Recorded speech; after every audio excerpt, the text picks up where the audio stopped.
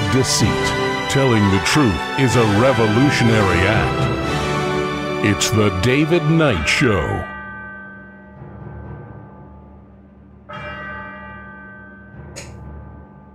As the clock strikes 13, it's Tuesday, the 31st of March, year of our Lord 2026. Well, we're going to take a look at Donald Trump. He's got more corrupt pardons, and there seems to be a common thread amongst all these. The question is, what is Trump's real goal with this war?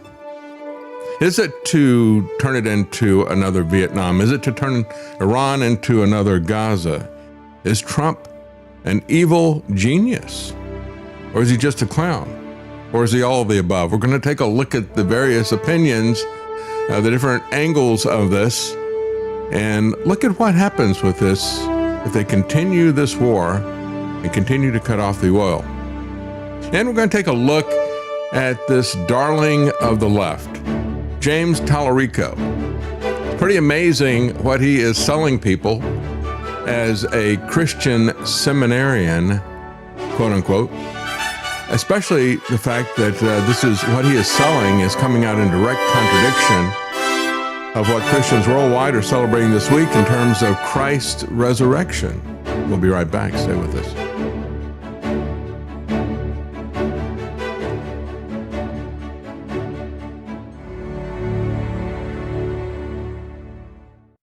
Well, real quickly, I want to thank Marty for matching funds, and we're going to read the names of the people who contributed yesterday. Of course, Marty came in the program yesterday and offered to match donations from that point on yesterday, as well as through the end of the show today. There's also something else that I just saw that came from Ryan for the Love of the Road. He said Kick has a new thing called Kick's Drop. Just watch the show when it's live. The live stream loop counts as well, and we do loop that after the show. He said after watching for X amount of hours, you'll get a chance to win 10,000 kicks, which is $100. And he said, and then you can donate it to the show. Well, thank you. I didn't see that. He sent this out on Saturday, I think. I was going to read it yesterday, and I forgot to mention it. I get caught up with the other news, and so I apologize. I don't do a good job of promoting the show, but Ryan does, and he has promoted the matching funds on Instagram and on Telegram, where he has set up accounts for us. I really do appreciate that. So thank you to Ryan. Thank you so much to Marty for matching this. And we will talk about read off the names here of people who have donated in the last 24 hours. But I want to begin with the news and begin with where we left off yesterday. The fact that, Trump's history of killing kids. Does any of this stuff surprise people? There's a lot of pushback, and there should be, in terms of the targeting software, which is coming from Palantir and Claude, picking the targets. They had to pick a lot of targets. We got to have over 1,000 targets on the first day. And so when you start doing that, when you start picking targets as a quota, when you start using artificial intelligence to pick the targets, you wind up with a situation like, killing 160 or so young girls at a school with a double tap strike of cruise missiles. And yet, when we look at what Trump's plans are, we just keep coming back to the truth and the wisdom of the founders of this country. People like James Madison, who said the instruments of defense, quote unquote, abroad will become weapons of tyranny at home, or something to that effect. I'm forgetting instruments or weapons. I'll probably mix those up. Nevertheless, that is true. What they tell us they need to defend us abroad becomes the instruments of tyranny at home. Standing armies and things like that, but also Palantir.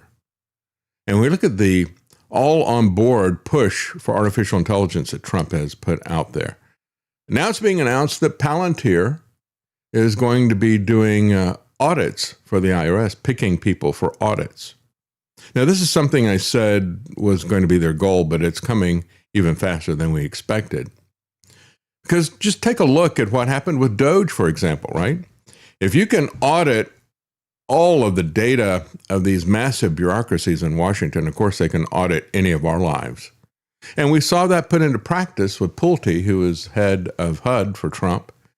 He went after Trump's personal enemies, Letitia James, and they wanted to get Lisa Cook out of the Federal Reserve. So Pulte goes through and looks at all of their real estate contracts with a fine-tooth comb to bring criminal charges against them. This is lawfare.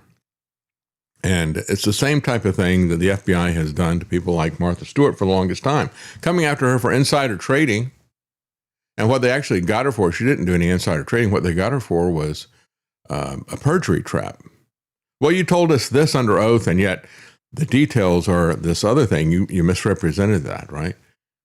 And so that's why they sent Martha Stewart to jail. And that's what they're trying to do with Letitia James, who I agree is corrupt. I'd love to see her in jail, but for the right reasons and in the right way. Lisa Cook also, her crime is opposing Trump, evidently, on interest rate policies or whatever. But just going after them to try to look at all their real estate contracts to see if they can find some kind of a contradiction there, which is essentially a perjury trap, which is the kind of lawfare they've always done. But the key essence of lawfare is that you have to defend yourself against it, and that in and of itself can ruin you when you're fighting the federal government. So therefore, bring in Palantir to do AI audits of anybody that Trump doesn't like. That kind of opened my eyes when I saw it, because I've been a critic of Palantir for over a decade. I was criticizing them before most people were even paying attention to what was going on. I knew where this thing was headed. It's just the time frame is accelerated. Thought I'd be dead by now. Anyway, that's what's on the way. The police surveillance state is what Trump is building for America, as he is destroying all commerce and supply chains around the globe, as he began doing in 2020. Why are we surprised about any of this? Why are we surprised that he'd kill 120 kids callously, carelessly, and without remorse in Iran when he killed millions of kids worldwide? Because this is the article that I was beginning yesterday, and I didn't get finished with it. 2 studies that have come out, and of course, guess what? These studies have been shut down by YouTube, partners in crime. And the studies show, first of all, no children died of COVID. Right? This is what they were telling us at the beginning. You have to get it because you got to save grandma and grandpa, but no kids are getting any of this. That's what Fauci was telling us at the very beginning. So that right there was a tell to anybody. Viruses do not do age discrimination like Apple is doing now. That's the other thing about this. When you look at the ramping up of the police surveillance state globally, Apple, has with their latest release, in case you have an iPhone, that release is iOS 26.4. I caught it just in time on my phone. As a 26.3 to download it. Well, you want me to update this today? He's like, never, never. Why? Well, because it has put digital ID in front and center. And so there's stories about all these people in the UK. That's where they have enforced it, is in the UK, rigorously, saying that we have to do it to comply with the government. And yet it goes far beyond what the government has requested. And there's a reason for that. They want to end anonymity on the web, that is big tech like Apple, Google, Facebook, all the rest of them. They want to end anonymity worse than the government does. Because if they can get rid of anonymity, then they can sell your data has higher quality. You know, they're marketing the data, tracking everything that you're doing. If they can track it and say, this is not a bot, this is not an AI agent, this is a real person, then that data becomes much more valuable for them. And so that's what Apple and Google and Facebook and all these people are doing, because they want ID more than the government does. But the government has its own purposes for it. But the way they're selling it to everybody is, we've got to protect kiddies from porn. Well, first of all, it's not going to do that. But secondly, that is not the reason they're doing it. It's not the reason why Apple did it. So people are having problems with it because they paid for a phone, they own the phone, and then without telling them, it's not in the release notes from Apple about iOS 26.4. Without telling them, they just bust their phone. You're going to have to prove to us that you're over 18, or we're going to cripple your phone. If it's anything that we think might be remotely dangerous, we're going to block you from it. Block you from apps, block you from browsing the web and all the rest of these things. That's just the beginning. And it's the surveillance that is really the insidious part of this, not breaking even functionality of apps or your browsers. But that is what they're doing. And when people have to try to verify themselves, you got a lot of people who are in their 60s and 70s who are having a problem because the ID that they have is not accepted by Apple. They want to have something that's digital, something that is a more recent document. So a lot of these people, oh, you want to see my birth certificate? You want to see my passport? Doesn't recognize a scan of a physical passport from the UK. Doesn't accept that. And so you got to get the right kind of ID or they cripple your phone. One instance was a woman who was in her early 70s. She said, I've had an iPhone since 2009. That's 17 years, folks. But they have crippled her phone because they, you got to prove that you're 18. So theoretically, what they're saying is somebody gave her an iPhone when she was 1 year old. And she has, she is not quite 18 yet. No, she was something like 72. So we're seeing this happening all over the place. That is the real goal, to control, to audit everyone. But when you look at what happened with COVID, that was just moving the Overton window. And as I said before, they moved the Overton window so they could defenestrate the Bill of Rights. And that's exactly what they did. And so 2 parts to the study, but of course, they're being covered up by YouTube. One part says no kids died from COVID. Second part is no unvaccinated kids died from myocarditis. It's the Trump bioweapon that killed them. So don't talk to me about how this was an accident or this is casualties of war. COVID was a war. COVID was a war to kill children, to kill the elderly, to kill everybody of every age, and to kill our economy in terms of small independent farms and businesses and that type of thing, which Trump has continued with his tariffs and now with this blockade, the Trump embargo of oil, which is really what this is. TOE, he's stuck his foot in his mouth. Anyway, as they point out, despite the findings, and many others like them, a coalition of medical organizations are fighting to legally force the government to keep recommending that even healthy kids and pregnant women take COVID jabs. And we just had this Surgeon General who's been held up for a long time because she talked about some alternative health stuff. She was into all this new age thing. And so the Christians are very upset about Casey Means, Trump's pick for Surgeon General. They said she's into Wicca and the occult. And yeah, she is. She's into all this new age stuff. But she's also not the person that the Trump administration and Maha would like you to believe. She's not a vaccine skeptic at all. And she proved that when she went before Congress and they asked her questions. She was just falling all over herself to praise vaccines. And so, again, what we see from Trump is one story that is what people want to hear. And then in practice, it is something completely different. And the question, of course, is, why do we even need a Surgeon General? Somehow we've done without one now for over a year. And we never had one in the early days of America, and there's nothing in the Constitution that warrants that. The Surgeon General really is kind of a figurehead for public health. And as I said for the longest time, public health is an oxymoron. You either have individual health or you don't have any other kind of health, right? All health is individual. The public is made up of individuals. You can't ignore the health of all the people, all the herd, and then say that, even though you've got unhealthy individuals in the herd, individuals that you poisoned with a bioweapon, then you want to talk about public health? How absurd. Going beyond children, however, writes the New American, they note that one person who is writing about this, the studies, his name is Utter, he knows that some of his family members took the jab. He states, too, that perhaps a third of them have experienced significant adverse effects like Guillain-Barré syndrome, myocarditis, tachycardia, etc. He said, I wrote in 2021 about a friend who passed away from heart inflammation after a COVID shot. Around the same time, I met 3 men within a short period of the same recreational facility who all told me, unprompted, quote, I had a heart attack. And all 3 of them had gotten COVID jabs not long before their heart attack.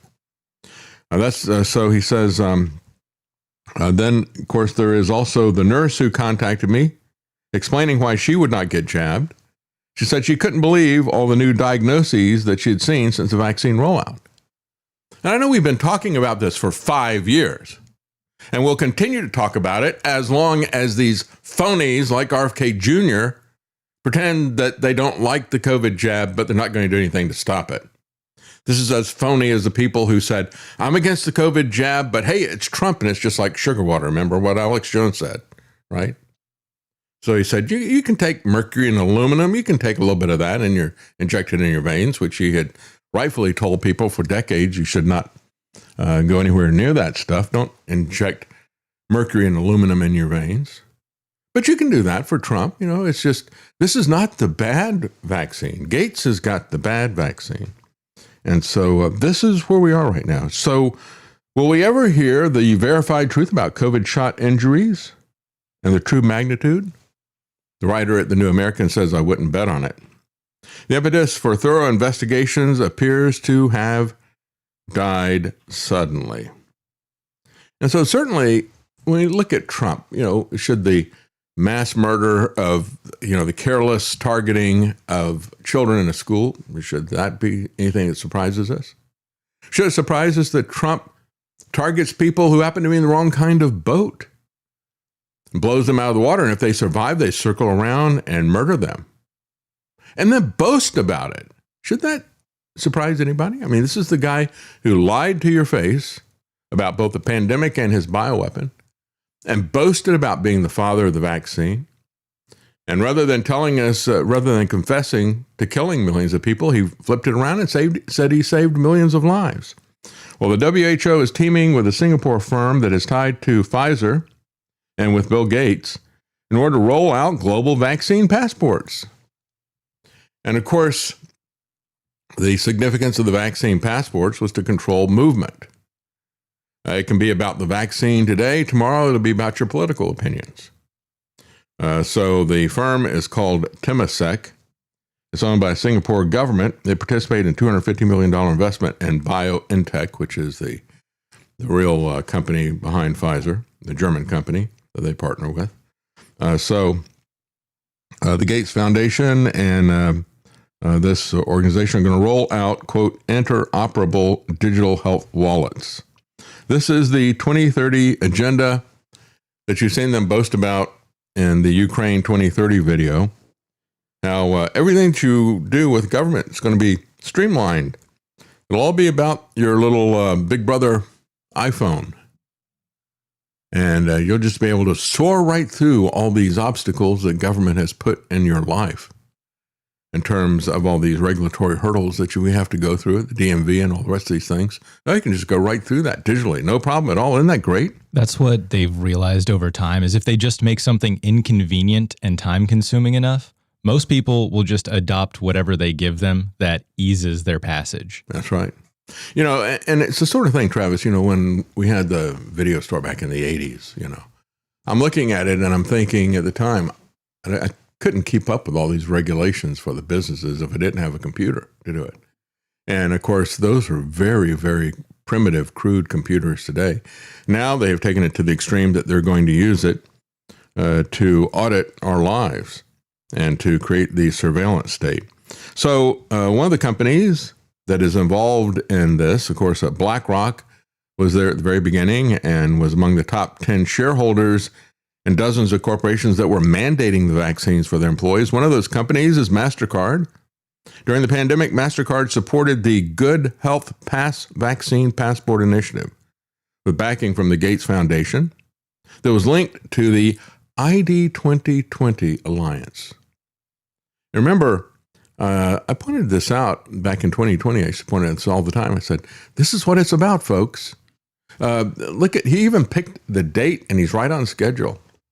He had picked up ID 2020. Everybody gets a global ID in 2020. And he was laying the foundation for that with the vaccine passports in 2020.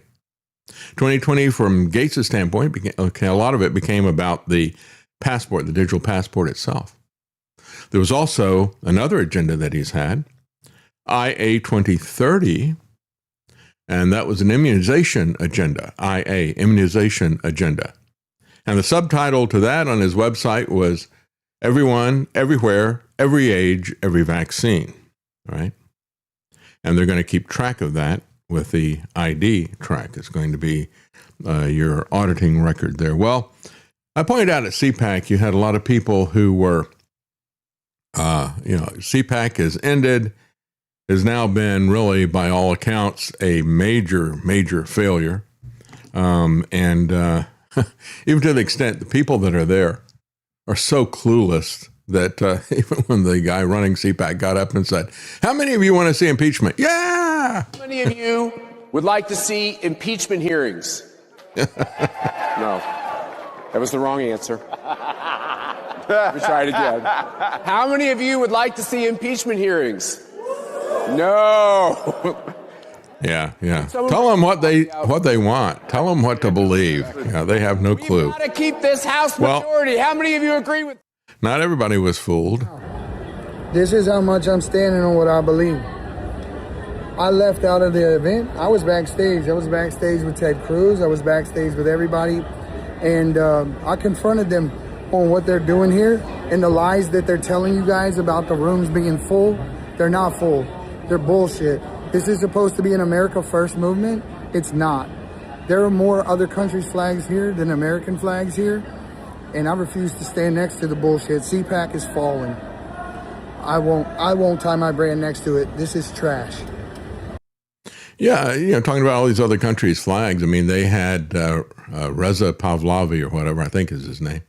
He's the son of the Shah, right? I don't remember if Reza is his name or his dad's name. But this evil king that the CIA, Mossad, put in charge of Iran, oppression, like Stalin. Many people said, the secret police that he had, Savak, was as bad as anything that Stalin or Mao had. And so he's speaking there while the left is out there with a No Kings rally. And Trump is pushing us into this communism because he's handing this issue to them on a silver platter. And yet, not everybody realizes that this is bad. As a matter of fact, there's one person who is really suffering from Trump delusion syndrome. He is a president of peace. So this is to bring peace in the area. When this gets taken care of, it's going to be peace. And it's I believe, I'm on True Social. That's the only social media I do.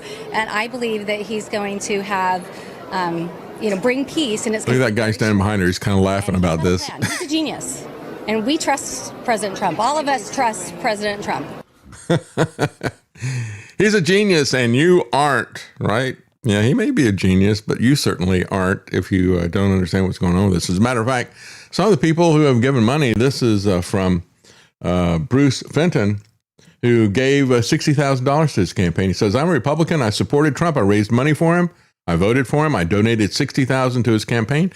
And he attached a screenshot of the money that he'd given him. He said, Trump lied. He rug pulled us all.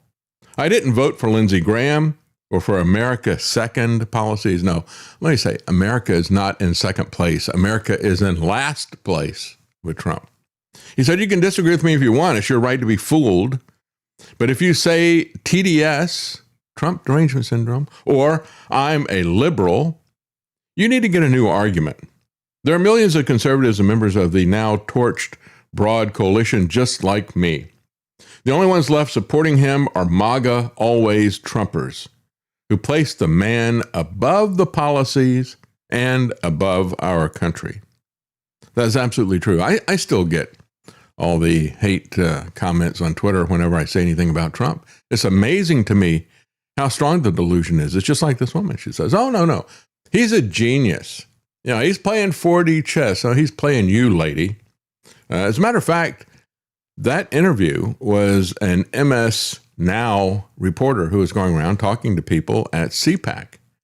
And after she talked to a lot of people and played the clips, this is what she had to say about her impression of CPAC. Spoken to a lot of people today, and my head is still spinning a little bit because I asked people a lot of questions, and what I was receiving was an alternative reality. I asked, for example, about the Fox News poll that you just mentioned showing President Trump's disapproval rating, and people said that they didn't believe it. And I said, wait, but this is Fox News. You don't believe the Fox News poll?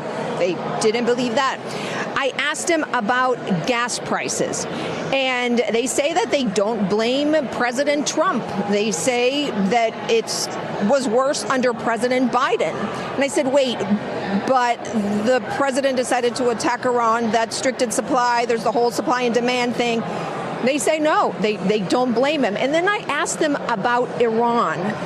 And they said to me, multiple people, that that is America first. And I was trying to understand how that was America first. And I said, wait, but he promised no forever wars. He promised no forever wars forever and ever.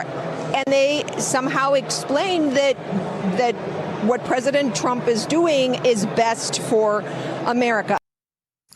Yeah. They'll say whatever they're told to say. As a matter of fact, she's talking about gas prices. Again, some people are getting it. Let's take a listen to one more woman who we spoke with. If you could say something to President Trump and he was going to hear you right now, what would it be? You are a worthless pile of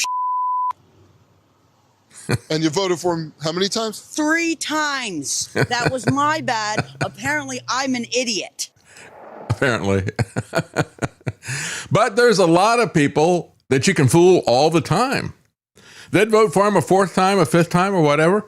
This is the poll that showed that he had 100% support. You believe that? North Korea? This is a reporter asking Trump about this 100% poll. Polls have shown that MAGA is essentially unified behind you, as are Republicans when it comes to Iran. There's been reports that, the United States might be sending 2,500 Marines to the Middle East. Are you concerned that a move like that could potentially change the unity? Well, I don't know. I seem to have great support because CNN came out with a poll today that I'm at 100%. And they said they've never seen a poll like that. The CNN poll said I'm at 100%, and they've never seen that before, which is an honor. I was impressed that CNN would do that.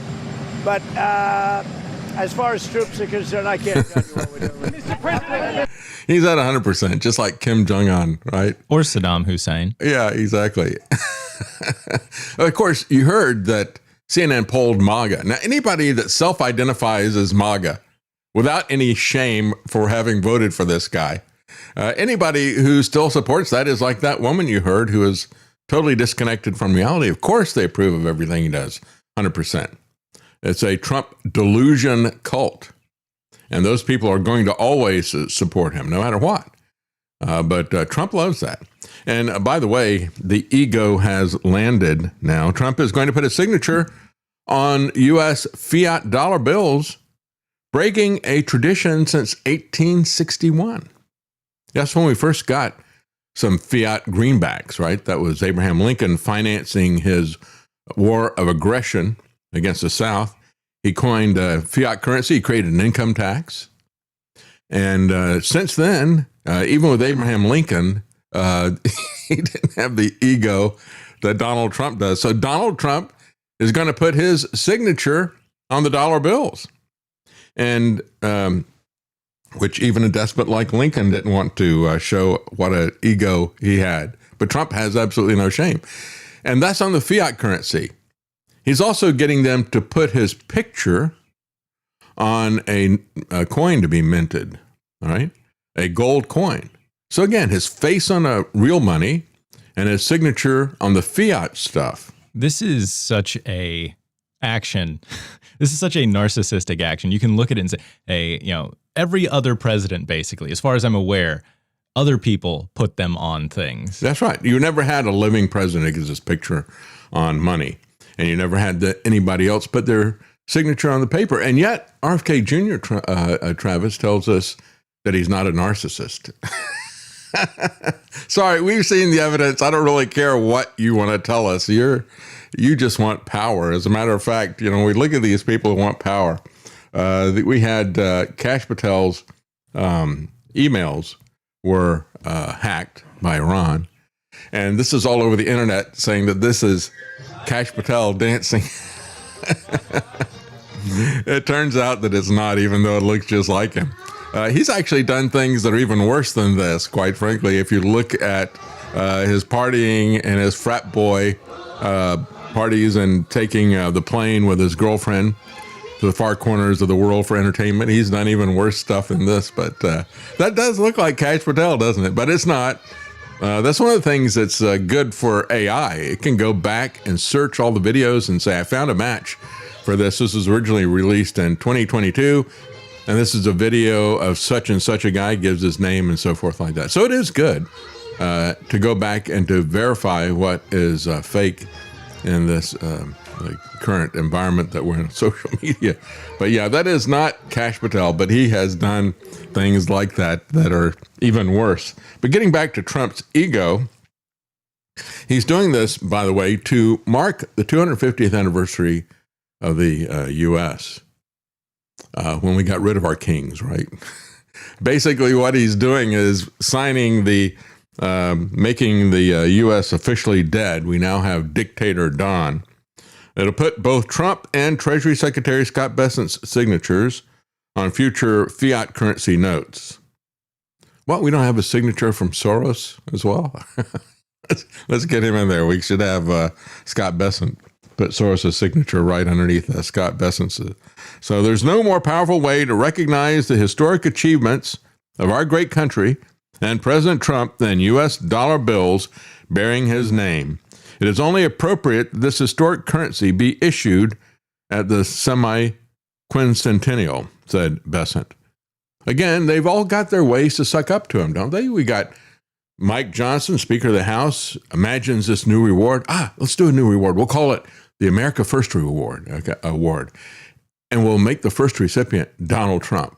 Can we go down to the trophy store right now and get one? It's pathetic what these people are doing. Suck-ups and sycophants throughout his administration.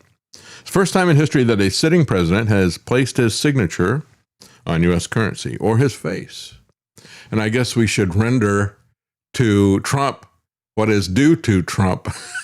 Whose face is on that coin? By the way, I gotta tell Tony, I don't want any of those gold coins with Donald Trump's face on it. Anything but that. That's probably going to go down in value. The first $100 bills with Trump and Bessent's signatures will be printed in June, with other bills following in later months. And so again, he's going to put out a $1 coin, and he ended the penny, and now they're going to mint a dollar coin. What does that tell us about inflation in the Federal Reserve? So we're dropping off the pennies and we're rounding things up to a dollar coin. Also, I have to say, it's sinister to me that he's putting his face right next to the inscription, "In God We Trust." Yeah. Because for a lot of people, Donald Trump is their God. That's right. How long will it be before he moves that, right? "In Don We Trust." But maybe what he'll do is he'll say, "In the plan we trust." Trust the plan. Trust is the plan. So again, he's helped oversee renaming the Kennedy Center, which by law was supposed to never be named anything other than the Kennedy Center. So he leaves that there and he puts his name above it, the Trump and John F. Kennedy Center. And RFK Jr. doesn't have a problem with that. I got to break in one more time real quickly. Sure. I was watching Looney Tunes with our son the other day. And there's an episode where Bugs Bunny is dealing with Wile E. Coyote, and he walks up to Wile E. Coyote's mailbox, and on it says, "Wile E. Coyote, super genius." And Bugs Bunny just turns around and looks at the camera like, communicating to the audience that, if you have it, you don't have to tell people you have it. It doesn't say stable genius? No, it says super genius. Oh, okay. Well, RFK Jr. is telling us that Trump is just the opposite of a narcissist. He tells us that he is an empath. No, he is a sociopath. That's what the guy is, a psychopath. Again, the story that I told yesterday about how supposedly at a dinner, Trump takes out a Sharpie, flips over the mat, and draws a map on the back of the mat, and labels all these countries of the Middle East and how many, draws a map of the Middle East, labels the countries, and talks about how many, puts out a number for how many troops they've got in each place. And I said, no. So anybody check his work? Did he get the map right? Would any of you know any of that information? This is what Trump does all the time. He throws out stuff that is not true and pretends that it is true. And so he did not attend CPAC, by the way, but you did have his FCC chair, Brendan Carr, was there. He told the crowd on Friday that Trump was, quote unquote, winning his personal war against the mainstream press. No, that is his war against free speech and a free press, against the First Amendment. And again, this was going back to one more quote from RFK Jr. He said, Trump understands the use of power better than probably any president we've had since Roosevelt and maybe in American history. This comment here on Mediaite says, well, he didn't mention whether he's talking about Theodore or Franklin Roosevelt, right? I'm sure as a Democrat, he was talking about FDR. And it was FDR who understood how to wield power, who understood how to overthrow the Constitution. And that's precisely what Trump is doing. He is one of the most significant presidents that we've had. And unfortunately, the significant presidents that we have are, for the most part, evil now, except for the founders. The significant presidents were the ones that took us into Civil War, Great Depression, World War II, all these fourth-turning presidents. And that's exactly what Trump is. He's another fourth-turning president to overthrow the existing order and to push us down the authoritarian hill. So again, FCC Brendan Carr says, look at the results so far. PBS defunded, NPR defunded, Joy Reid gone from MSNBC, sleepy-eyed Chuck Todd gone, Jim Acosta gone, John Dickerson gone. And he could start with all the comedians that he tried to get rid of. Of course, some of them that didn't work. It just made them bigger, unfortunately, because they're not comedians. They are court jesters for communism. But again, this is the FCC chair boasting about censorship. I thought you were there to allocate spectrum, right? Frequency spectrums, and to police that. Instead, you've gotten into content and you're boasting about how you cancel people. The Trump administration is no better than the UK or Europe or any of these other censors anywhere in Western civilization. Now it has become a universal value of Western governments to control and censor speech. It is the antithesis of what Western civilization was about. It's the antithesis of what made Western civilization great. It is the dark Orwellian future that we're headed toward. And you got the FCC chair, who, by the way, his position there is not even in the Constitution, boasting about how he and Trump are destroying the First Amendment. Trump has signed a memo directing the DHS pay TSA agents. I think they got their paychecks yesterday. Again, where does the money come from? Well, he can do anything he wants. Again, he could have filled up the Strategic Petroleum Reserve because the Congress and Mike Johnson will give him whatever he wants, and they certainly don't care about spending money, really. The other thing that I think is interesting about this is the fact that ICE is getting paid. This is a protest. All this stuff was created as a protest by Democrats against the actions of ICE being over the top and criminal in terms of the way they were treating people. No respect at all for the Constitution, due process, warrants, anything else like that. And so they said, we're not going to fund Homeland Security. Well, somehow ICE got funded. They're paid out of some other separate thing. And so the Democrats are saying we're going to shut down the funding because of ICE. Meanwhile, ICE is not affected whatsoever. It affects TSA. This is the gang that can't shoot straight. And if we want some straight shooting, what disturbs me more than anything else is the pathetic cries about, give us back the TSA. We can't fly without TSA. They don't care how much misery and how ineffective this organization is, missing 95% of the time when they're tested. They can't find anything. So it tells us Just as the TSA wrote in their own internal documents, and that was accidentally released, that there is no threat against airports or airplanes, and there hasn't been. 9/11 was an inside job. Newsflash, you heard it here first, right? And we've all known that 9/11 was an inside job. And so this is all security theater. Everything they do makes people less secure at the airport. But everybody is scared to death now to fly without the TSA. We're scared to death to have a drug that's not FDA approved. Well, what does that take? All that takes is paying the right people inside the FDA, and you get a passing grade on it. The FDA is there not to protect your health. It's there to protect the pharmaceutical companies. Because when something happens, their defense is, well, hey, it was approved by the FDA. I paid them for that, right? And so then they walk. Well, I mean, we can't fly without the TSA. They hire the best and the brightest there. They're keeping us safe. Yeah. Anyway, so yeah, it does clog up the airports if you think that you've got to have them. And so Mike Johnson is going to advance a new 60-day DHS funding package, but Schumer says it's DOA. And of course, his protest against the actions of ICE agents is DOA.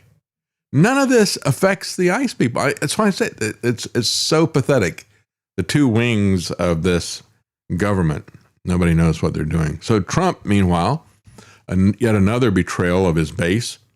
He backs Section 702 reauthorization, even though he campaigned on killing Pfizer. As a Reason says, the president's much less concerned about the law's potential for overreach now that he is in charge of the government that is wielding it. So he wants to weaponize. He's not against government being weaponized. He just wants to be the one wielding the weapon. House Speaker Mike Johnson wants to pass a temporary extension that renews the law as it is, and Trump agrees with that. He says, when used properly, Pfizer is an effective tool against my enemies. No, he didn't say that, but that's exactly what it is. It's quite a shift from his previous position on the topic, where he wrote out in all uppercase, kill Pfizer. He did that in 2024 when he's trying to get elected. He'll say anything to get elected. And then he puts in uppercase, it was illegally used against me and many others, right? It's the kind of power that is antithetical to a free society. Representative Jim Hines, a Democrat, says allowing this authority to expire would put the American people at severe risk. Yeah, let me say, this is as effective as protecting us as the TSA is. None of these things protect us. They all put us at risk. And so we're going to take a quick break here. And when we come back, we're going to get into what is happening with the war. We'll do a quick update on the various aspects of the war. But before we go to break, we do have some comments. Yes. We have Audi MRR, and he says, how lovely that a network of pedophiles are looking out for America's kids. You know? Yeah, that's right. A pedophile network, yeah. And I tell you, Iran doesn't refer to the Trump administration. They call it the Trump-Epstein regime. They're absolutely right about that. I'm in 100% agreement with them on that. Sorry, go ahead.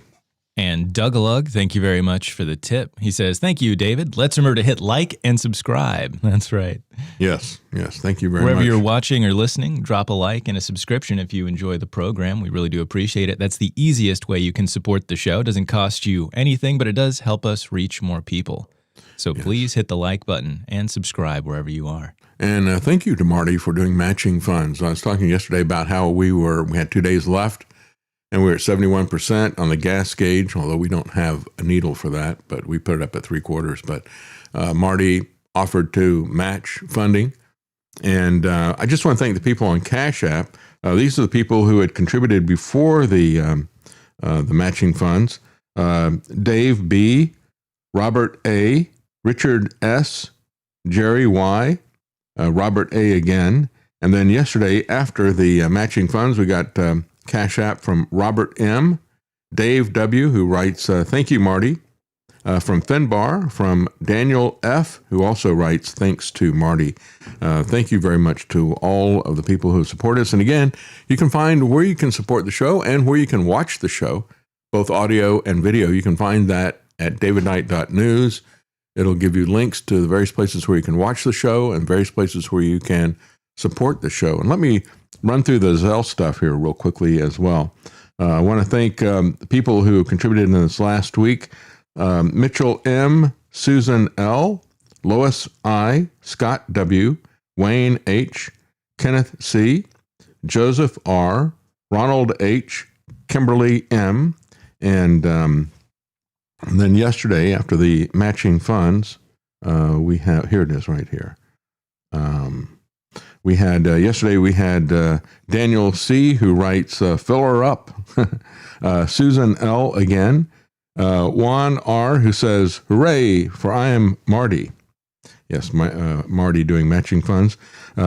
Amy B., KCR, Ryan F., thank you very much, Ryan. And he writes, glad to see that Marty is matching tips. Should be a good rally around him. I shared it on your Telegram and Instagram. Y'all have a good evening. And also Charles D., Kelly K. From Idaho, and Kimberly C. said, grateful for your show. Thank you so much, all of you. And so those are matching funds that we got through Cash App and through Zelle yesterday. Yes, and of course, Marty is matching tips through the end of the show today. So if you'd like to contribute, today is a good day to do it. Yes, and we'll be right back, folks.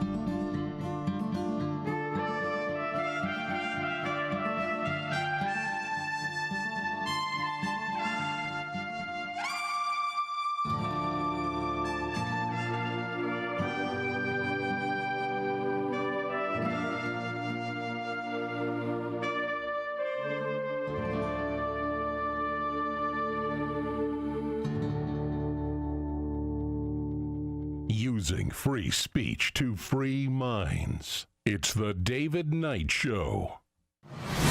APS Radio delivers multiple channels of music right to your mobile device. Get the APS Radio app today and listen wherever you go.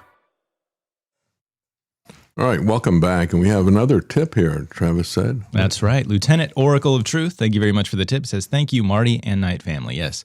Thank you very Marty. Much. And you guys have an hour and 10 minutes to fill up the tank. That's right. It's pressure tactics now. We got to sell.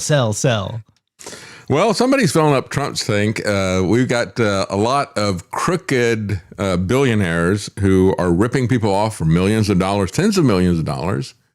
But, you know, $1 million buys a pardon from Trump. We've seen that over and over again. We saw that in his first term. Rudy Giuliani and John Kiriakou. John said that he heard that Rudy could talk to Trump for a pardon, and he goes there and he excuses himself, talks to him for a second, and gets up. I got to go to the restroom. And the two guys that are with Giuliani says, we can get that pardon for you, but it'll cost you $1 million. He says, I'm not going to pay you $1 million if I had it, you know. But here we have a nursing home owner who got a Trump pardon. The families of his patients, however, got nothing. And there were horrific issues in these nursing homes of abuse and neglect You had people who were found with open wounds and maggots in their wounds who subsequently died. This story from ProPublica begins with a story of Doris Colson, who remained spirited even as her illness progressed, watching cooking shows on TV, working crossword puzzles, wheeling herself down the hallway of her nursing home to show off her granddaughter when she came to visit. She had been admitted because in Arkansas because she had Parkinson's disease, and she was at risk of choking when she swallowed. That April, the facility's operations are taken over by Skyline Healthcare, a New Jersey-based company that was buying up nursing homes across the country. Medical records for the retired cardiac nurse, who was then 71, were marked nothing by mouth, and I guess the initials are NPO. That's kind of confusing. Why wouldn't it be NBM if it's nothing by mouth? Because they do have the do not resuscitate as DNR, the initials. Anyway, these people are not confused about it. It was just negligence. Then in September, a nursing assistant found her unresponsive and hanging off the side of her bed, her skin ashy, her breathing shallow. She was taken to a hospital in a coma and died several days later. The chief cause of death was aspiration pneumonia, according to her death certificate. They said they found scrambled eggs in her lungs. Well, this guy, as they looked at him, not only for neglect, but of course, what the government sees as the big crime is the fact that he didn't pay his taxes properly. So they came after him for that, alleging that cost cutting at Hillview left her without care that she needed. The family brought several lawsuits against him. Many families did. And yet he was still expanding his empire until he got into some tax issues. A judge in 2020 awarded nearly $19 million in damages. Her family, though, has never been able to collect anything.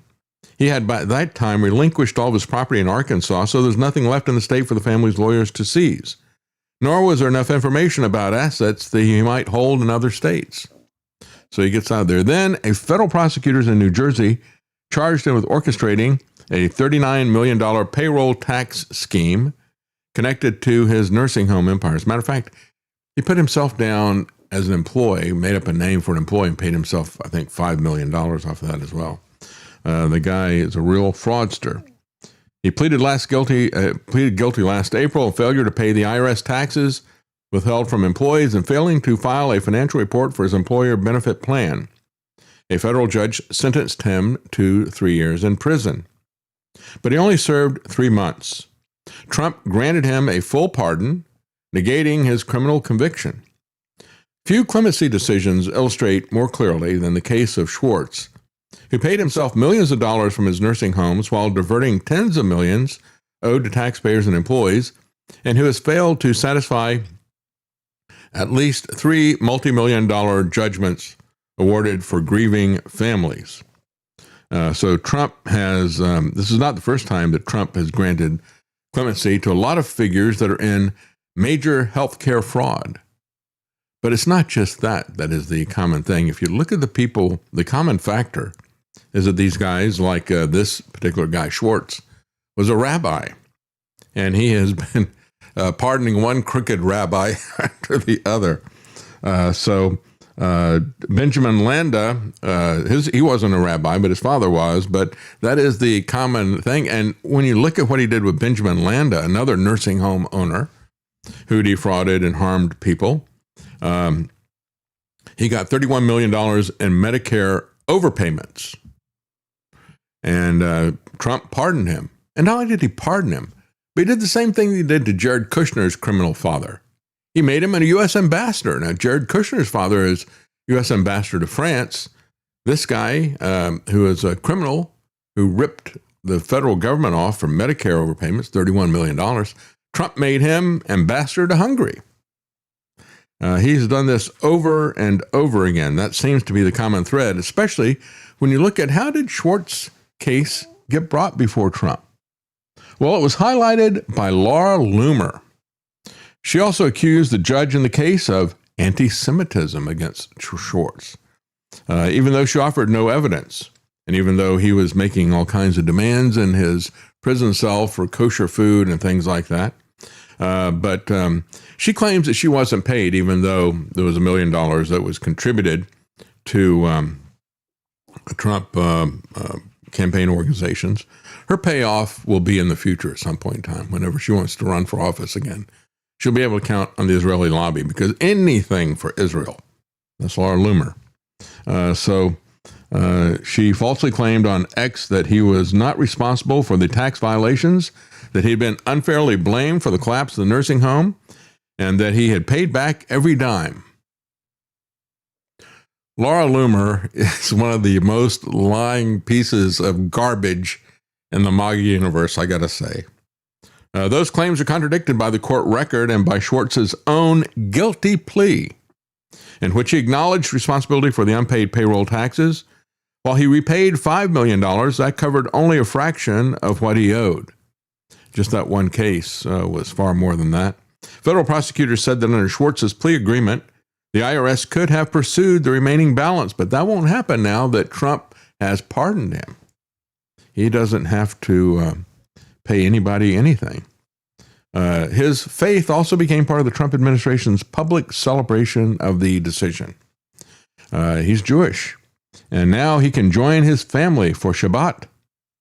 And weeks later, he attended the White House Hanukkah party. Schwartz paid more than $1 million to lobbyists to press the White House on his behalf to secure a pardon, according to lobbying disclosure forms. But again, Loomer says she didn't get any of that money. I don't know. Is she telling the truth about this? She doesn't tell the truth about other things. She said that she heard about Schwartz's case in a group chat with members of an Orthodox Jewish outreach movement who asked her to look into it. And of course, we should not put any Jews in jail for any reason whatsoever. Melissa Colson said Trump's pardon of Schwartz reinforced her belief that justice is not applied equally. Apparently, he's got some money somewhere, she said, because he's not paying the people who have won lawsuits against him for abuse and neglect, but he's got enough to bribe the Trump administration, bribe lobbyists to pressure them. So that's he owes patients' families millions of dollars and a $39 million payroll tax fraud scheme. So again, when we look at this, some people are getting with the program in terms of understanding what's happening in the MAGA movement, but many are still clueless, and many are still clueless about people like Laura Loomer. As LifeSite News points out about CPAC, they said Trump's popularity is certainly waning, and he only has himself to blame. The advisors that he surrounded himself with, coupled with his decision to do pretty much whatever the pro-Israel faction within his party wants, has left many longtime Trump voters feeling alienated. Not only is the GOP going to be slaughtered in the midterms, as voter turnout will undoubtedly be far less than what it was in 2024, his historic coalition very well may break apart for good. And I say good. It's another one of these things like the Tea Party that never had any principles, never had any policies. It was all based around a cult of personality. Now, the Tea Party was not based around a cult of personality, but it's based around this idiotic idea simply that we're taxed enough already. Don't raise taxes. Well, what do you do about that? Do you cut spending? If you cut spending, where do you cut it? They didn't have any answers. It wasn't a movement. It was a fad. And that's the way MAGA is as well.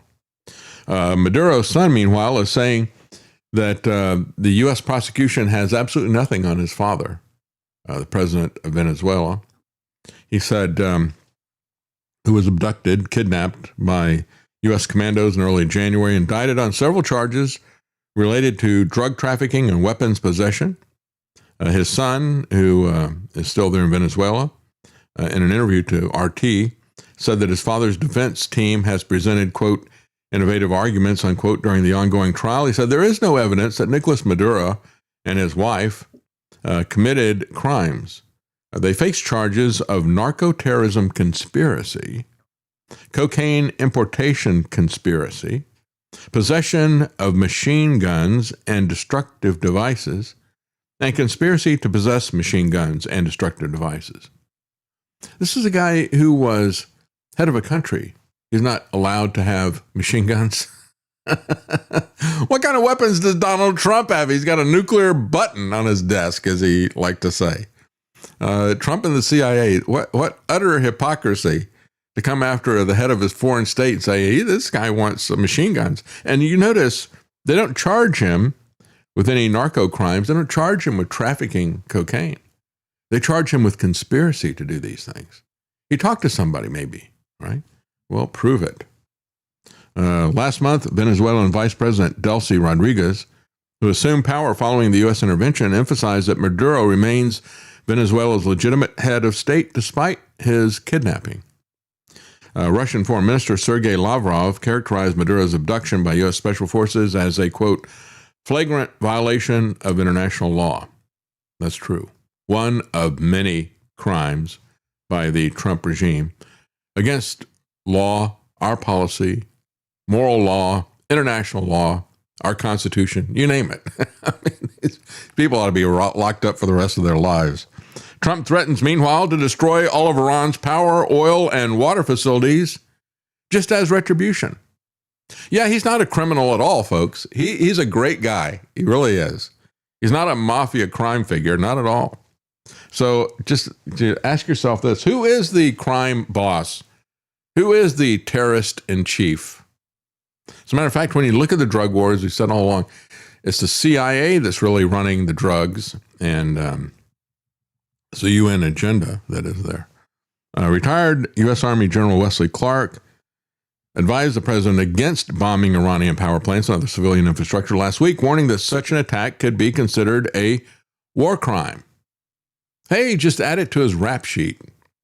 He said a lot of people will say it's a war crime because mostly these power plants are probably there for the civilian population. You think? Yeah, bombing civilians, by the way, is a war crime despite the fact that it has now become accepted practice since World War II. If you can show that it has a military connection, he says that's different. But if it's simply to put pressure on the government by hammering the civilian population, then that's a de jure war crime. Well, it's also terrorism, right? Terrorism is the threat of violence and attacks in order to achieve a political goal. So Trump is actually literally a terrorist. He said, maybe we take Carg Island, maybe we don't. We have a lot of options. It would also mean we have to be there for a while. Yeah, the whole time he says we. He's not going to be taking Carg Island. It's not going to be Barron. It's not going to be Eric, who, by the way, is 42, and he could sign up for the Army, and he could go. And it's not going to be Ben Shapiro, who is also 42. It's not going to be Laura Loomer, who is under 42. It's not going to be any of them who go and take Carg Island. That's not the we that Trump is talking about. And it's not the we who are going to be staying there while missiles and drones rain down from above on them either. It'll be some other we people. Tim Burchett, a congressman from Tennessee, cautioned, quote, a lot of Republicans, he said, would be firmly against such a move. Meanwhile, War Pete, his former colleague at Fox News, Joey Jones, I have no idea who this guy is, suggested they should, quote, spill their enemy's blood and then get the hell out of there. Just to remind you that we are the aggressors. Just to remind you, don't turn to Fox News for your news. These people are evil. They embrace evil. They cheer evil. They cheered the pandemic. They cheered the vaccine. Tucker Carlson kept his mouth shut. He knew. That's what Fox does to you. I can't talk about that. I can't talk about Building 7 or I'd lose my job. Right? That evil at Fox News flows down from the top. They're simply murderers. We are the aggressors. That we is the aggressor that is happening here. Well, Minnesota Democrats have voted down the motion to advance age verification bill. This is one of the few places where the Democrats in Minnesota are voting down this internet ID to protect kids from pornography, but they're doing it for all the wrong reasons. They are voting against it because they want kids exposed to pornography, and they even say that. It's truly amazing when you look at this voter ID stuff, and the Republicans are 100% on board. Yeah, we've got to be the mommy and daddy of everybody. We can't have the parents take away their phones or not pay their bill and just, not buy them one in the first place.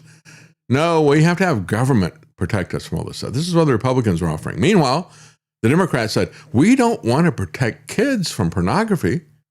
That's education for the trans kids and the LGBT. So we want them educated with pornography, because how else would they become LGBT if they didn't have pornography? That's what the Democrats are saying. This, folks, is our choices in politics. Can you imagine? This is which one do you want? It's absolutely insane. Democrats in the Minnesota House voted down a procedural motion last week that would have advanced a bill requiring age verification for pornographic websites. It's not about that. It's about it's about ending anonymity. And it's about controlling information. It's about controlling what you see, and it's about controlling you. Not just what you see, but creating a dossier about you and everything that you have done to profile you. And just think about, the fact that when they're doing the targeting on day one of the Trump-Iran war, and they target this school, think about that. Whether it's done deliberately or it's done as an error, it's still really scary when you stop and think about it. And they're going to use AI to target us for audits. They're going to use AI to target us for all this geospatial intelligence stuff, looking at what you do and determining what your religion and your politics and all the rest of the stuff is, and then taking the appropriate action and persecuting you for that. So, again, the Apple has gone beyond even what the UK requires, because they're doing it for money. So in Minnesota, they said they were concerned that the language of the bill was too broad and that it could be used against LGBT people, because they want it to recruit children. And that's exactly what they said. Quote, young people would be kept from accessing content that, quote, could be educational if they are queer, or if we want to make them, trannies or whatever. So that's what they're concerned about. So that's Minnesota's response to it. So your response is, we either run in fear to have government be the parents. That's the Republican approach. And then we destroy all anonymity on the web so we can track everything that everybody does. Or the Democrats say, well, no, we want to be able to recruit young kids, gaslight them to mutilate their bodies, right? Sterilize their bodies. Minnesota bills would create state right to sue government officials for constitutional violations. Now, this one I agree with. I absolutely do not agree with the absolute immunity that J.D. Vance was talking about, these people who went over the line with ICE and Border Patrol, killing people. State workarounds to the procedural quagmire of federal civil rights legislation. This is needed. This is needed as a reaction to Trump's Gestapo ICE. So qualified immunity is a legal doctrine that allows government employees to dodge lawsuits in cases where the right that they're accused of violating hasn't been clearly established, they say. So qualified immunity was supposed to protect officials who couldn't reasonably know that they were violating somebody's rights. But in practice, it has become a time-consuming, frequently absurd, legalistic roadblock to getting civil rights suits against police officers to trial. They need to be held accountable for what they do. And if you don't hold people accountable, that's just a license to commit crimes. Just like the federal government is not held accountable to the money that they spend. So we wind up with this massive dam that is about to burst over our heads. Also, call me crazy, but I don't think we should be making people cops who don't know what a person's rights are. I don't think that should be a defense. So I didn't know. It's just like, Good well, point. then you don't qualify for the job. You're fired. Get out. Good point. Yeah, I don't think we should be making people vice president who say that they've got absolute immunity for anything that they do either. And that's J.D. Vance's position. Well, then we come to Lindsey Graham, and his views on the Iran war come under attack from Republicans. It's gotten to the point where even his old pal in arms, John McCain, who wanted war everywhere with everyone, And, the two of them were Tweedledee and Tweedledum. I should say Tweedledee and Tweedlewar. But now John McCain's daughter is pushing back on Lindsey Graham. And this is truly amazing. Liz Cheney, not Lindsey Graham's daughter. I think it might be. Let's see. Did I get that right here? Meghan McCain is pushing back. Probably not Liz Cheney. She probably loves this just like Dick Cheney did. But even Meghan McCain, the daughter of John McCain, knocked Lindsey Graham, who was once her father's closest friend in Washington. Remember, we played the clip where they went to Ukraine before this stuff kicked off with Russia. And he's saying, next year we're going to go into Ukraine. We're going to get Putin. You guys, and he's talking to the Ukrainians there, you guys are going to be in there. You're going to be killing Russians. Yeah, and he was real excited about it. The people that were there, though, they kind of stood there stone-faced. They were not too excited about that. Anyway, she said, Meghan McCain said, there's nothing like a single childless septuagenarian, 70 years old or plus, telling American mothers to send their children to go die in a war. And that's exactly what he's doing. He says, I go back to South Carolina. I'm asking them to send their sons and daughters to the Middle East. Yeah, that's right. Yeah, go die for Israel. And then as all this is happening, Lindsey Graham is seen in Disney World holding a fairy wand. Of course he would be holding a fairy wand. And it's kind of interesting to see the reactions from the left and the right. The left is out there saying, how dare him go to Disney World? And, he stands in a line that's not very long at a buffet in order to get fed. But compare the length of that line at the buffet to the TSA lines in the airports. How dare him do that? And then you got some people on the right, critics of the war, who talk about the fact that he's hanging out in Disneyland while he wants to send other people to die in the war. Well, I just imagine Lindsey Graham going by and getting his makeup done at one of those ferry places. And this is what I think it would probably look like. This is a special moment. There he is, Miss Lindsay in his little dress.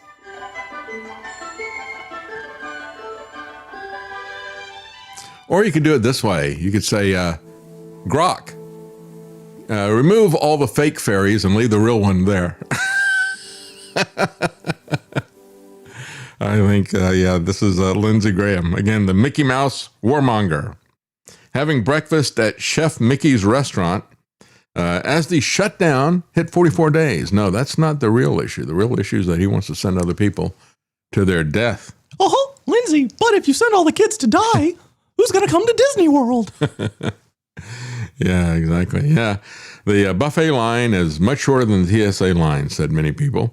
Graham defended the trip, saying, I was invited to a meeting in South Florida on Friday with Steve Witkoff, the guy who kicked this whole thing off. I guess they're talking about yet another real estate deal. The people in Florida better be careful. There might be some incoming cruise missiles next, right? To talk about the possibility of normalization between Saudi Arabia and Israel. I went to Orlando to meet with friends afterwards. I'm already back in South Carolina. And he posts a picture of him in hunting gear holding a shotgun instead of a fairy wand. That should fix it, right? I guess you can fool the people in South Carolina, huh? I've had a lot of people in South Carolina say, no, we're not fooled about Lindsey Graham. They keep pushing him in. He's selected, not elected. One of the things that gets me is there is a type of Southern gentleman that Lindsey Graham emulates. There's a type of Southern gentleman, they're not very frequent anymore, who are so kind and calm and laconic in the way they speak that they almost seem homosexual. And that's who Lindsey Graham is like. But instead of being that kind Southern gentleman, he's this wicked demon. Yeah. Yeah. Well, the headlines from Daily Caller put it this way. Lindsey Graham plays with toys at Disney World as he pushes for military action in Iran. Because he's toying with people's lives. That's what the guy is doing, actually.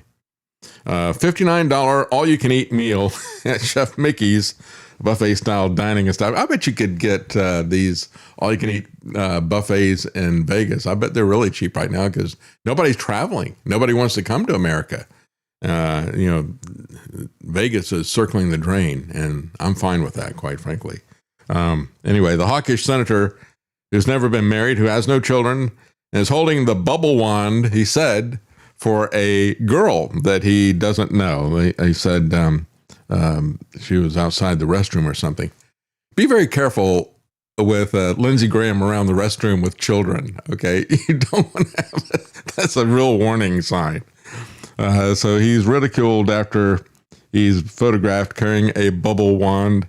And one person said, well, the area is like Fantasyland, which is right on the nose. Congress is living in Fantasyland, with each side blaming the other for its failures to reach a compromise that would reopen the government, believing that voters are believing what they are selling.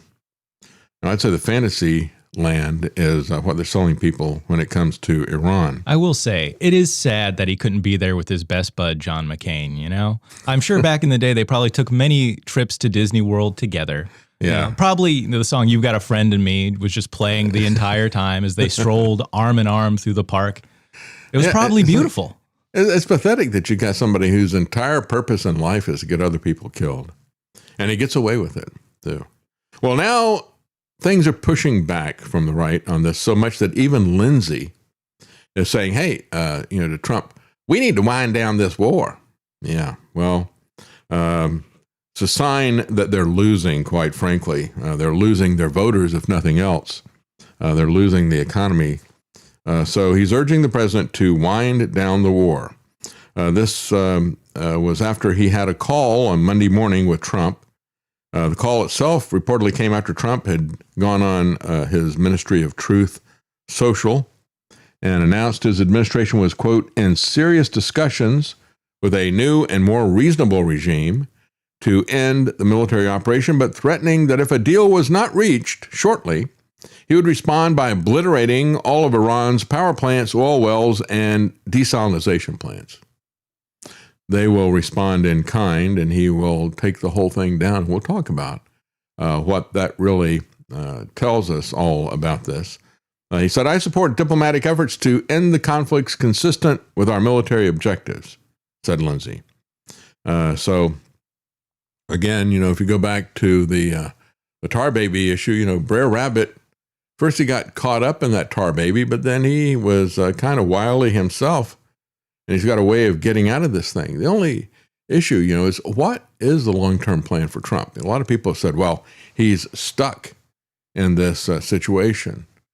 No! Get me out of this Iran mess! This is a disaster! A total disaster! So sticky! Help! This is rigged! Poor little critter. He learned a powerful lesson, but he learned it too late. But it just goes to show you what comes of mixing up with something you got no business with in the first place. Yeah, that's right. Well, they keep sending these mixed messages as he's bragging about how well they're doing and how he can completely obliterate Iran. You got Marco Rubio and even Trump himself begging for help and then threatening the people that he's begging for help from. Mr. Secretary, are you going to ask G7 to help with the Strait of Hormuz? Well, it's in their interest to help. The other countries get far more of their fuel from there than we do. So. But what kind of help are you going to ask? Is it wine sweepers, naval help? Well, those specifics I'll leave it to the Department of War as to exactly what. But it's in their interest. It's in their national interest. Do you think President Trump criticizing NATO this morning, that sentiment? I think he just made an observation, and the observation is that the United States is constantly being asked to help in a war, and we have more than any other country in the world, on a war that's happening in another continent, in Ukraine. But when the U.S. had a need, he didn't get proper positive responses. So right now he's just making the observation that, I think there was a couple of the leaders in Europe who said that this was not Europe's war. Well, Ukraine is not America's war, and yet we've contributed more to that fight than any other country in the world. So it is America's war. The president will have to take into account down the road. It's interesting because, Trump and Rubio will say the obvious thing, that NATO is the United States.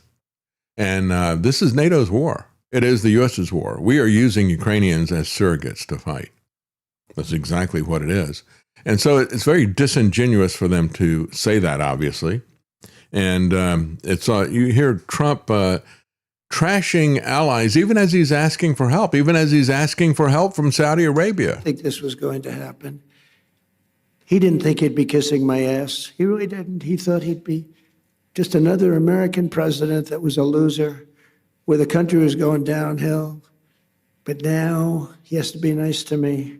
You tell him he better be nice to me. He's got to be. Threaten him, yeah. It was really something Well, you know, a lot of people point out that Trump is in a tight spot here, right? In a tight spot now. Brother, where art thou? We always joke about that in the family. It's one of our favorite films. But he's in a tight spot now. He's stuck with that tar baby, as many people point out. If he backs off, he looks weak. And, of course, the U.S. is going to take a big hit. Already it's baked in that we're going to take a big hit with the petrodollar, as well as with our defense contracts, as I pointed out at length yesterday. We have stolen money from Switzerland, who gave us money for defensive anti-ballistic missile systems. We've stolen that money from them without their permission and continued to do so even as they protested. So what kind of trust can people have in the U.S. military-industrial complex to fulfill their contracts and to not steal our money? I mean, you look at it, it's like Biden stealing Russia's money in the early days of the sanctions. They've taken their power and they are destroying it. This empire is turning on itself. It's cannibalizing itself in terms of abuse of power.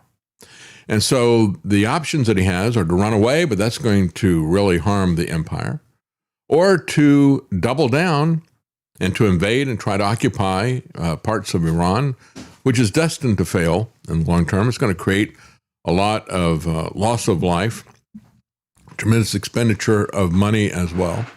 And it's going to be a political failure. Well, those are the two options that I've been seeing people say, but I think he's got a third one. His third option is to keep going on and telling everybody how we're winning because we're able to bomb and so forth, and just keep on bombing. You know, he can carpet bomb with B-52s for a very long time. They can do another Dresden firebombing. They can do a Tokyo firebombing with conventional weapons.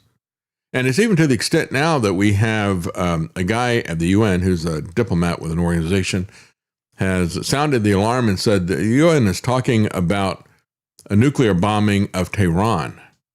He said, think about the fact this is 10 million people. It's more than the combined population. He rattles off a bunch of capital cities, District of Columbia, Washington, D.C., London, Berlin, Paris. He says it's more than the population of these cities combined. And he goes, you people don't even know what you're destroying here and the numbers of people that you're destroying. But they're casually talking about dropping a nuclear bomb as well. And so when you look at it, it's really the political cost that's involved in that. They don't care about the number of people that they kill. And as people pointed out about World War II, the firebombing of Tokyo was much worse than, in terms of damage, much worse than what happened with Nagasaki or Hiroshima. The firebombing of Dresden was worse. And so they can use conventional old weapons, which we've got tons of. We're running out of the state-of-the-art, complicated, really expensive stuff, but we got a lot of the old stuff still there. So that is a third possibility for Brer Rabbit. Don't throw me in that briar patch. He might just continue to do that because in the long term, that is what Israel wants. Israel doesn't want the nuclear weapons. Israel doesn't want a regime change. Israel wants Iran and the neighboring states destroyed like Gaza. And that, quite frankly, is probably what Trump is more than willing to do. Meanwhile, he has confirmed rumors that there is a massive military complex being built beneath a new White House ballroom.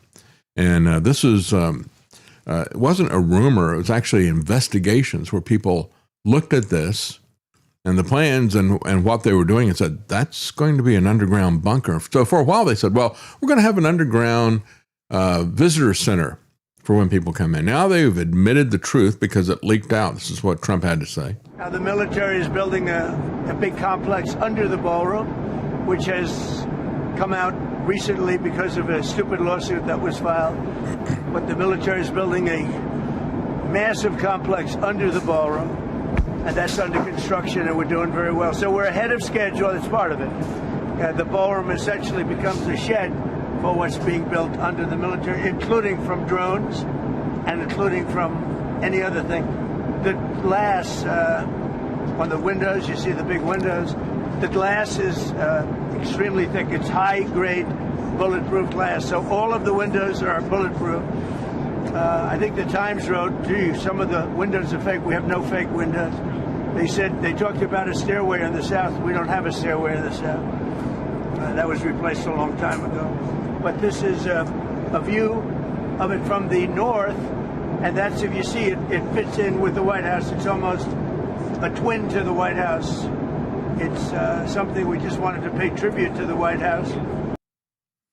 They want to pay tribute to themselves. You know, there was a book that I've mentioned a couple of times on this show, Raven Rock. The subtitle of it was The Plan to Save Themselves and Let the Rest of Us Die. As he wants to push us into one war after the other, as he wants to push us perhaps even into a nuclear war, these people are busy building bunkers for themselves. You know, as we've got now hypersonic missiles, they move much, much faster. As I was pointing out, you could go from Iran to Israel with a hypersonic missile in less time than you travel the 90 miles from Cuba to Florida when I was a child during the Cuban Missile Crisis. So the missiles are much faster.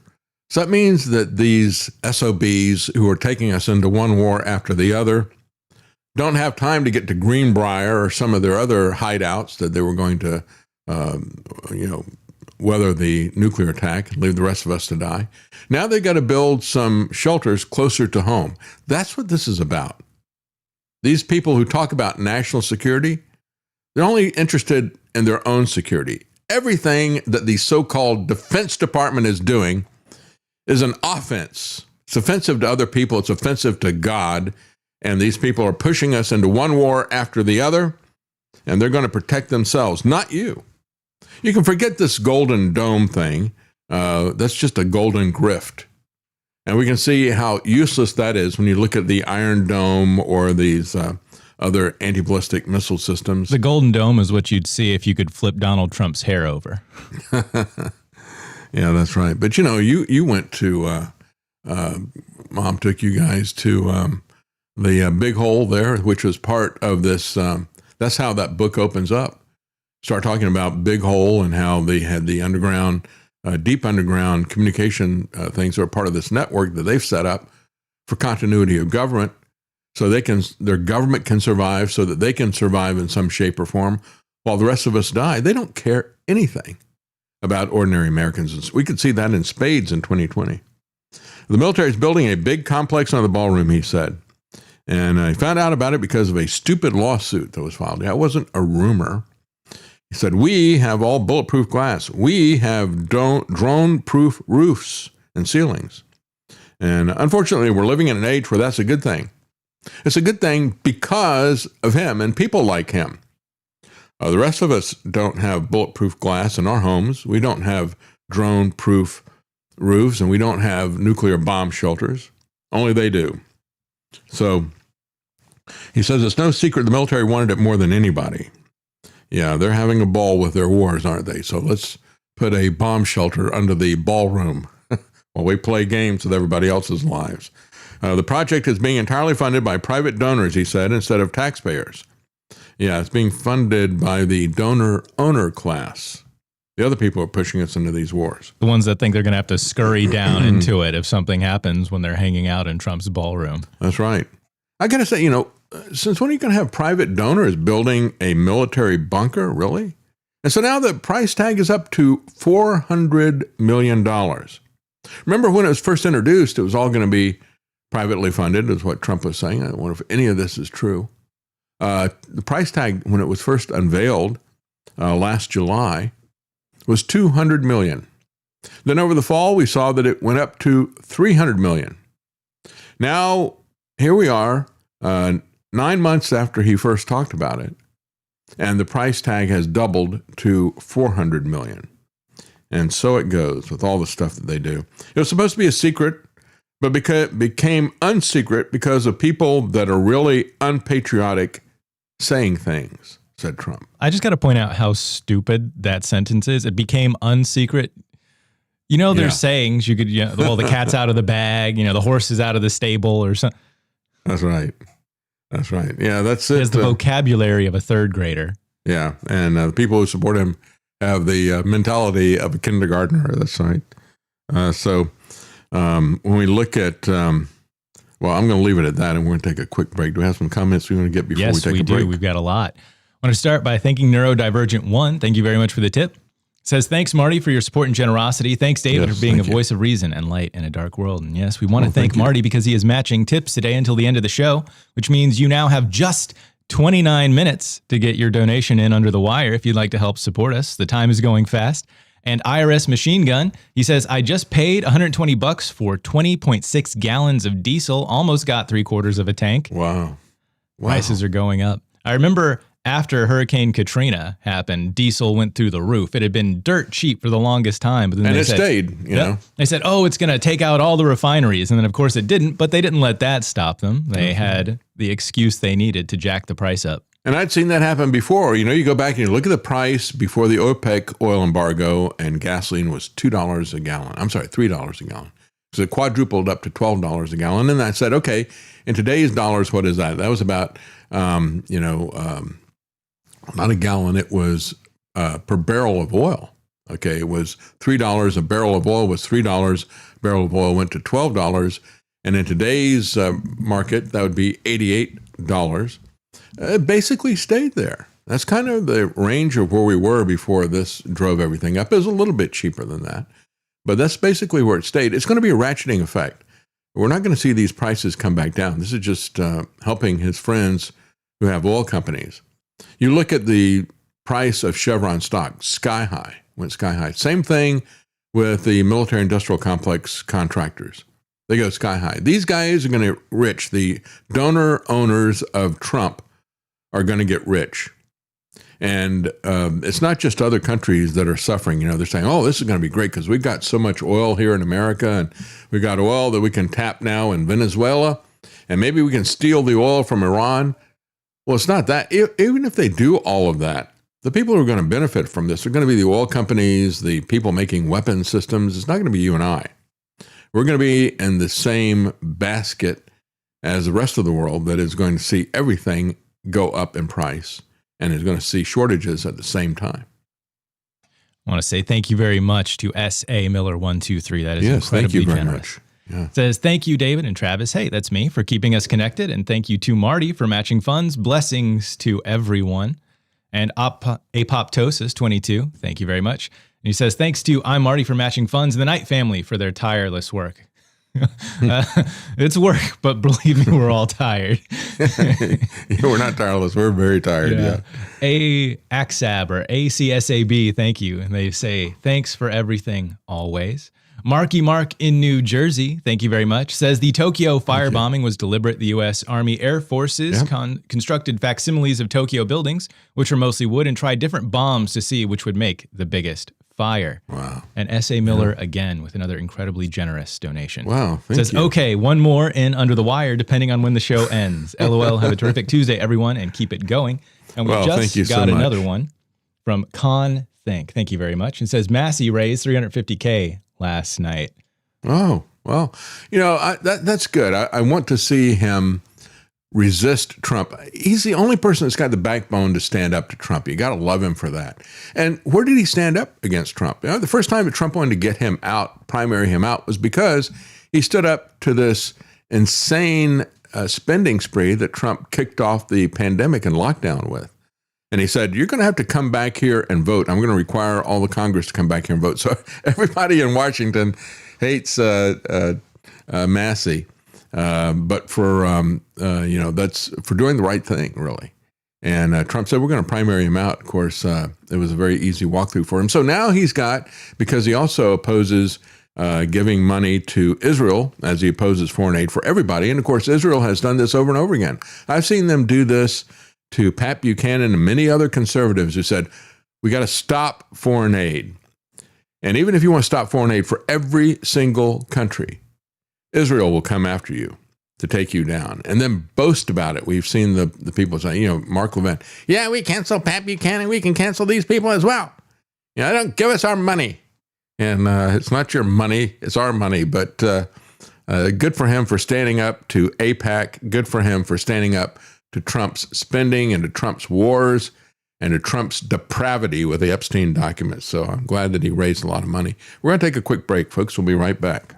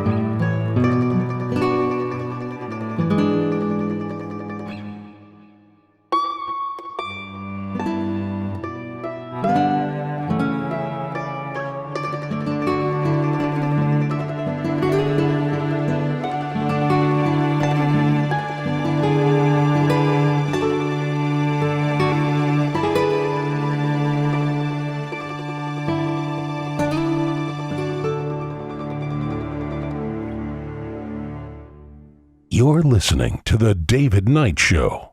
Elvis. Ladies and gentlemen, the Beatles. And the sweet sounds of Motown. Find them on the Oldies channel at apsradio.com. Well, this week is the week that Christians everywhere commemorate and celebrate the sacrifice of Christ, whose life was not taken from him, but he laid down his life for his friends, he said. And yet, with all this happening, we have this guy, James Tallarico, who is running for Senate in Texas, to be the Texas U.S. Senator. And he won the Democrat primary, and he has won the hearts of all of these late-night talk show hosts and others. Stephen Colbert went to war with CBS over getting him on the show, and I think they blocked it or something. I saw some of the things about it. I really didn't care, but he was desperate to get Tallarico on, and they did not want him on. And so he was, because CBS is now owned by Ellison, and the people who are supporters of Trump, so they're trying to push back against that, evidently. So he still got the interview out. They put it up on YouTube or something, or they aired it later. I don't know what happened, but the clips are out there now. And we got a couple of clips from it. But then there was this back and forth with Pete Hegseth's pastor, who has a podcast. And on the podcast, he said, you know what this guy really needs? He needs to be crucified with Christ. Now, Tallarico claims that he grew up, his grandfather was a Baptist preacher or something. So he said, I grew up in the Baptist church, and now I'm a seminarian at the PCUSA, the Presbyterian Seminary. So don't tell me that he doesn't know what that means. Either the guy is unbelievably dense or to not have heard that, but he knows exactly what that means. I mean, this is a metaphorical thing. Snopes got it right, but the New York Times and the Austin paper, which Statesman? is Statesman, yeah, the Austin Statesman, they were absolutely flabbergasted. They couldn't believe what it was. And Tallarico demagogued off of this. He said, you may pray for my death, Pastor, but I still love you. He knows exactly what they were calling for. They even said it later in the podcast. They were praying for his conversion. You know, we talk about being crucified with Christ. That is something that you hear if you're in a church, you grow up in a church, or if you read the Bible, you can't miss that. I mean, we talk about being buried with Christ in baptism, raised to walk in a newness of life. That's what this is really about. It's not just about the death, right? We don't stop at the death of Christ. It's about the resurrection of Christ, because the resurrection is a testament that he has defeated death that came because of sin. That is the heart of the gospel. And to say to be crucified with Christ is to talk about what it's like to live as a Christian, to put Christ's priorities first and not yours. So that's talking about the Christian life. These people were basically rebuking him, but they don't rebuke the guy that goes to their church, Pete Hegseth. And what Tallarico has done is he set up this dichotomy. He says, well, those Christian nationalists, all they want to do is kill people. And the poster child for that is War Pete. That's why I have a real problem with War Pete. He really is a poster child of hate, of death. And so Tallarico is right about that. But Tallarico is not offering people what Christ offers them. And he's not offering them the gospel either. But we've gone back to the point. What it tells us about our society, folks, is that Christians are failing to get the most important message out. The good news about Christ, why he died, what he accomplished in his death. I mean, here we are at Easter, right? And we're back to pagan Rome, where they accused the Christians of cannibalism because of what was said about communion or the Eucharist or whatever you want to call it. The fact that Christ said, do this in remembrance of me. This wine is my blood, and the bread is my body. So it's cannibalism. They're eating flesh and blood. That is basically what the New York Times and the Austin Statesman are doing with all this stuff. No, it's really talking about not living for yourself, but living for Christ. And, we were told that in the last days, people would become lovers of self. That is the antithesis of what they're talking about. So again, the discussion on this podcast that had the pastor who is the pastor of the home church in Tennessee that Pete Hegseth goes to, they were talking, the discussion included prayers about God, quote unquote, killing him. This is the way it's presented by the Austin Statesman. The guy's name is Brooks Pottinger, I guess is how you pronounce his name, a pastor at Pilgrim Hill Reformed Fellowship in Tennessee, the home church of Hegseth, criticized Tallarico during a recent episode of his podcast, Reformation Red Pill. And again, this is metaphorical, but it is profound ignorance of the press and our society that he can exploit this and say that they want to kill me. And people believe that. But it is pure demagoguery on James Tallarico's part. Again, I know that the PC, the Presbyterian Church, PC USA, is about a century ago that there was this fight over the inerrancy of Scripture, and they picked the wrong side. And so the denomination split at that point, and then they split again in the mid-20th century. So the Presbyterian Church, the PC USA, has gone down a very different path. But I don't think they're so far down that path that they don't know this. So either James Tallarico gets an F at seminary, or these people are even worse down that path than I thought that they were. But again, he is basically the leftist version of Hegseth, because what he is selling is a different kind of nationalism. He is a big proponent of LGBT. He's a big proponent of transing kids. He's a big proponent of abortion and all these social issues. And he dresses it up and baptizes it with the fact that, I'm in seminary. And it is these people like him. If you go to their churches, they've got their rainbow flags that they put up, right? It's a kind of nationalism, isn't it? And of course, if you go the other direction, like Pete Hegseth, you can go to churches like Hagee's church in San Antonio. They've got flags of Israel. Both of these people are selling you something that is fundamentally not Christian, is not following Christ. They've got their idols. Their idols are the things of this world, the kingdoms of this world. Their idols are themselves, in the case of the left.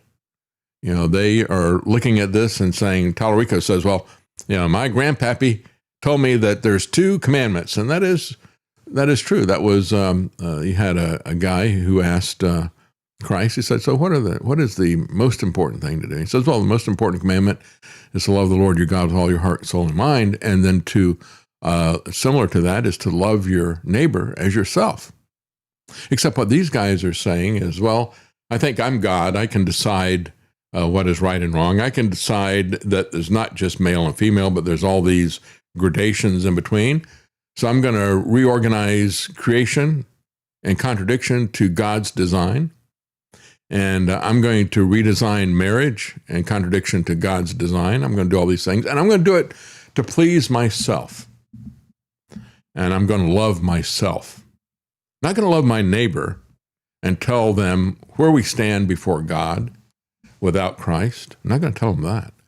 I'm not going to tell them how to make peace with God and who they need in order to make peace with God. You know, when we look at this, as I said before, when we're talking about the third temple, there's not going to be a third temple, folks. They can build whatever they want, but it won't be a temple. The Jewish religion hasn't been practiced since the temple was destroyed. And it was sacrificial. And it was messianic. They lost the sacrifices when they lost the Messiah. The blood of bulls and goats can't take away sin. It's simply a picture of Christ and what he would do. He is the Lamb. I went, many years ago, I went to a Passover Seder with some friends who were Christians, Messianic Jews, and they went through and they explained what the current, the modern Passover meal for Jewish people is like. And it's amazing, all the pictures of Christ in it. It truly is. Throughout Passover, it was all a picture of Christ. And so, you know, when you look at the dispensationalists who make an idol out of Israel and say, well, you know, this is all about what's going to happen. The future is all about the Jews. It's not. The future is about Christ. And the Old Testament pointed to him.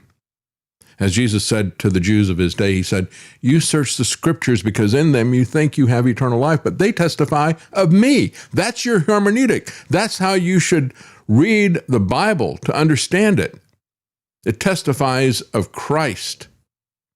And so they have a Passover meal that doesn't have a lamb in it because they missed the lamb. And they don't have sacrifices for their sins because they don't have a temple, because they have missed the guy who is the temple.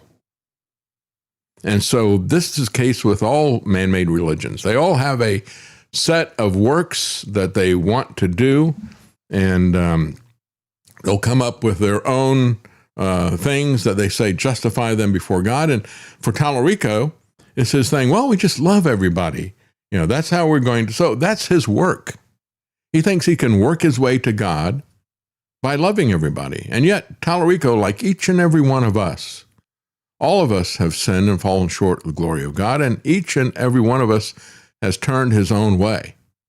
And nowhere is that more clear than with James Talarico turning his own way. And yet he's got his idea that, well, he can make it all up to God by just loving God somehow. Well, Christ said, if you love me, keep my commandments. It's more than that. And what does it look like when you do that? But here's what he has to say in terms of his salvation. Jesus in Matthew 25 tells us exactly how you and I and every one of our fellow believers, how we're going to be judged and how we're going to be saved. By feeding the hungry, by healing the sick, by welcoming the stranger. Nothing about going to church, nothing about voting Republican. It was all about how you treat other people. Don't. It wasn't all about how you treat other people. Not at all. What a lion, what a deceiver he is. Look, you got King David, right? Man after God's own heart. And yet, what did he do? He committed adultery. He murdered the husband of the woman that he committed adultery with to cover up the adultery. And then what did he say? He said to God as he repented, he said, against you and you only have I sinned. Well, you know, he had sinned against the woman. He had sinned against the man too, didn't he? But ultimately, it's about sinning against God. And what do you do for that kind of rebellion? Well, that's what Christ is about. And what does it mean to love your neighbor? If your neighbor stands condemned before God, isn't it love to tell them about the sacrifice and the free gift of grace that Christ has given us? Isn't that love? He also had this to say. And although President Trump has said that these settlements are... Oh, I'm sorry, that's the wrong one. Let me stop this. Tallarico is not really focused on Christ. He's focused on his politics. And, it's kind of interesting when he says, well, we love our neighbor, we give them homes or this or that. He mentions a bunch of circumstantial things that are, they're all good things, and we should help people with that. But he wants the government to do it. And so for him, it's the government taking care of everybody is our salvation. He really doesn't care about Christ. He thinks that there's many different ways to God, right? You're called to love all of our neighbors, including our Muslim, Jewish, Buddhist, Hindu, Sikh, agnostic, atheist neighbors. Atheist. And forcing our religion down their throats is not love. And it's why I have fought... No, telling them about the free grace of God is love. He doesn't want to do that. For that sacred separation. And again, Jesus said there's many different ways. Broad is a path that leads to destruction. Many people say there's a narrow way. It's only one person wide, folks. The person of Christ himself. He said, I am the way. I am the truth. I am life. I am the resurrection, right? And yet he said, it doesn't matter. We can follow these other places. They need to either shut that seminary down or kick this guy out. Or he should be getting an F at any real Christian seminary. It also shows that if he even believes any of this, what he's bought into is this idea that you are supposed to just unquestioningly accept anything. Love to them is just acceptance. That's right. I love my son, but I sometimes make him mad because I don't let him do things. Mm-hmm. I tell him no. I tell him, no, you can't play with this or you can't play with that because it's dangerous. No, you can't put that in your mouth. It's bad for you. Yeah. So here we are coming up to Easter. And Tallarico is basically saying to people, it didn't matter that Jesus gave his life for people. It's not effective at all. It's not necessary. You can be a Buddhist, you can be a Hindu, you can be an atheist, and it really doesn't matter. What Christ did doesn't matter. That's not Christian, folks. And we have to be very careful about demagogues like this guy. Just amazing. And yet, the people who got it right, surprisingly, was Snopes. I guess they're like a broken clock. But this is so obvious, even Snopes can see through it. And just as another thing that Paul said, besides being crucified with Christ, he said, some people preach Christ out of selfish ambition, like what we just saw, right? But he's not even preaching Christ. He's just using the label out of selfish ambition. Some people preach Christ out of selfish ambition and rivalry, but even when that happens, provides an opportunity for people to give the gospel and hear the truth about Christ that they don't understand, even as they remember the resurrection this week. Tallarico doesn't understand it, and he doesn't see the picture of the Passover and the picture of the Christ's sacrifice in the Passover.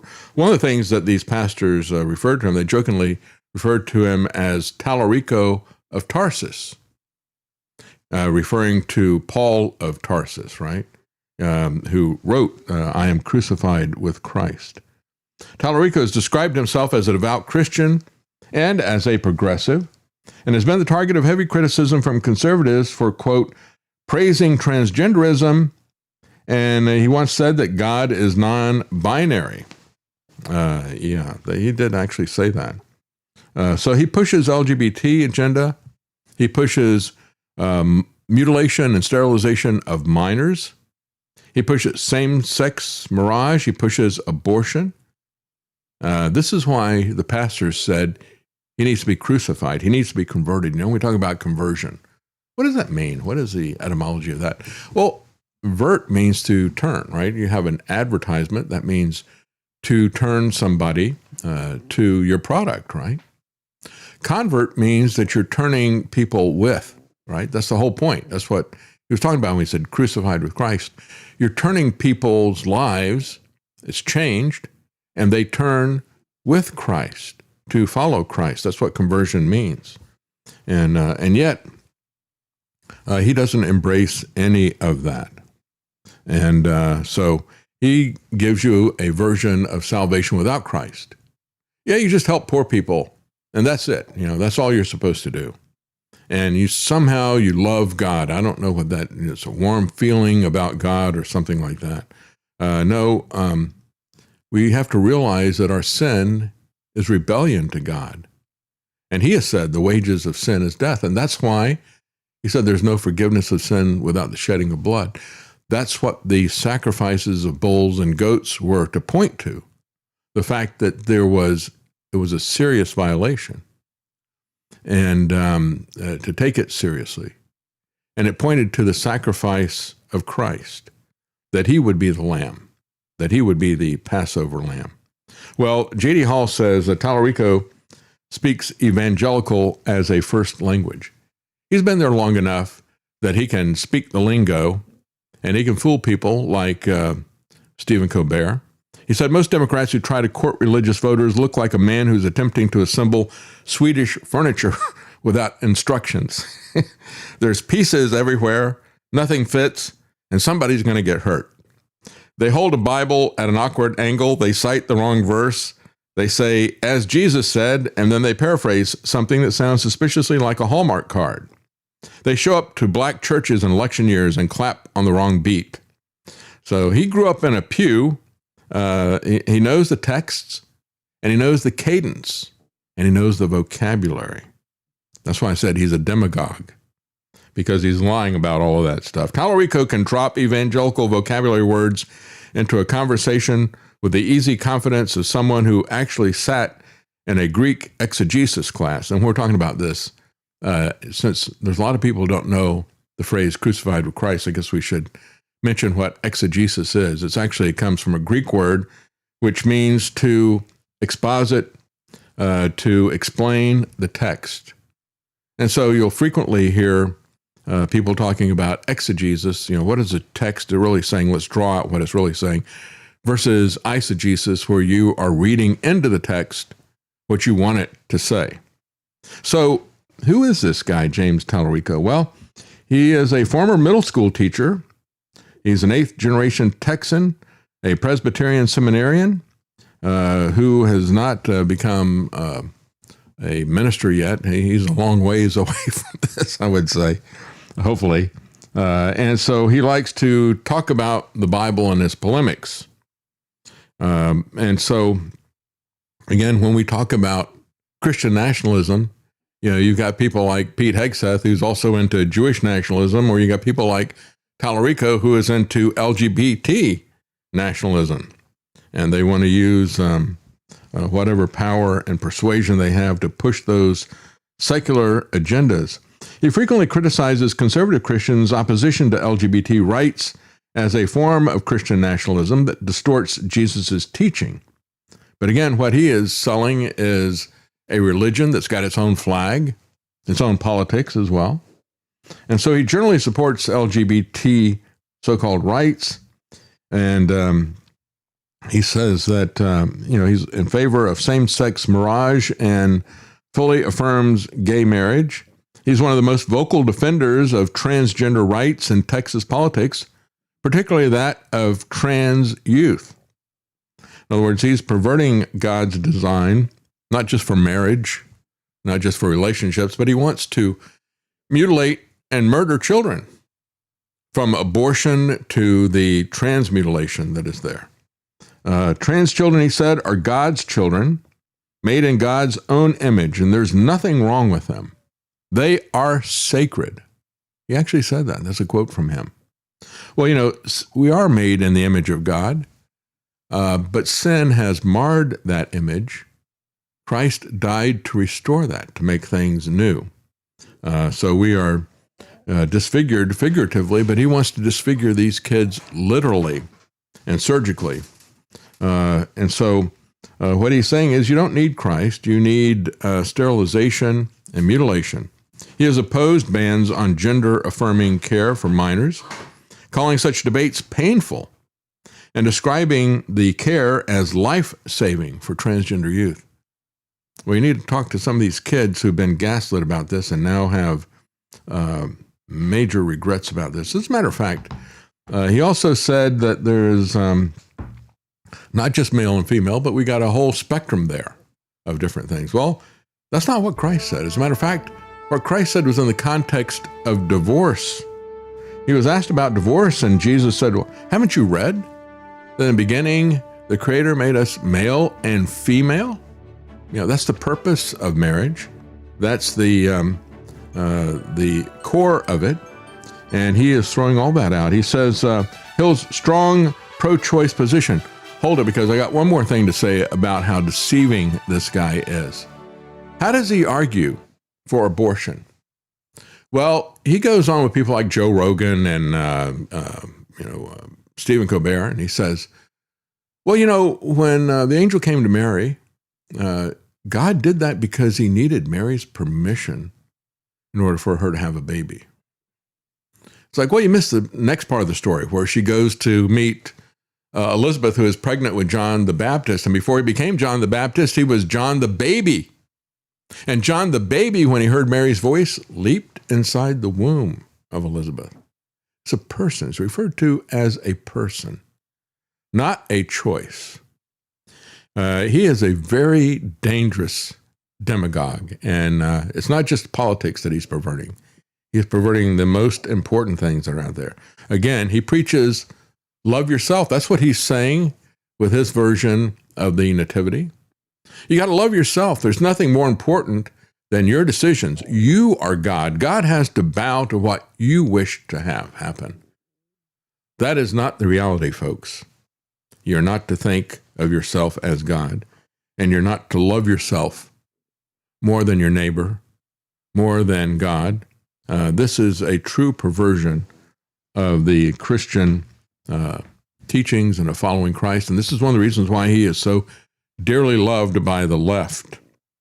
And yet, when we look at the alternatives on the Republican side, there's nothing at all to get excited about there. But we need to be very careful about what this guy says about the most important thing. The most important thing in life is not our knowledge of the Constitution.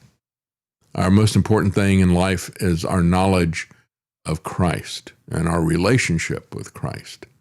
Not our relationship even with other people. Those things will follow. It's part of the bigger picture. But seek first Christ. Seek first the kingdom of God, and all these things will be added to you. Thank you for joining us today. Thank you for your support. Yes, and before we go, I want to thank Do Not Obey. Thank you very much. Says, thank you, David Knight Show. We the people deserve the truth. And Shabri, thank you very much. Says, thank you to the Knight family and to I'm Marty. Yes, thank you, Marty. Thank you so much. Appreciate it so much. I'm Marty. Thank you. And I was brought Zelle contributors that contributed since the beginning of the show. I want to say thank you to William W., Benjamin R., Darren M., Scott L., Wayne H., Craig M., Kyle H., Julie W., and Gregory C. So thank you all. And I could fill in those last names because I see those are our usual supporters that support us all the time. Thank you so much to our faithful supporters. Thank you so much. Yes, thank you all, and have a wonderful rest of your day. Yes.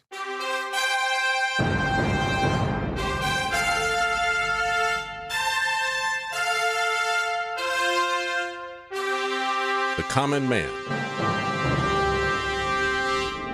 They created Common Core to dumb down our children. They created Common Pass to track and control us.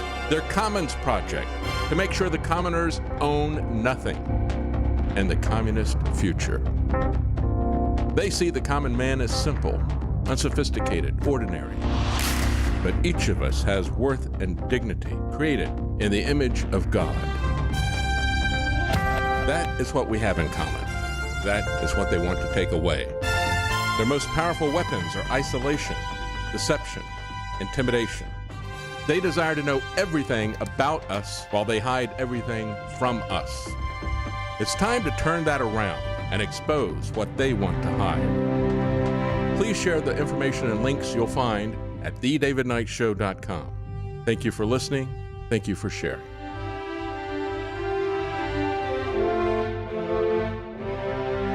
If you can't support us financially, please keep us in your prayers.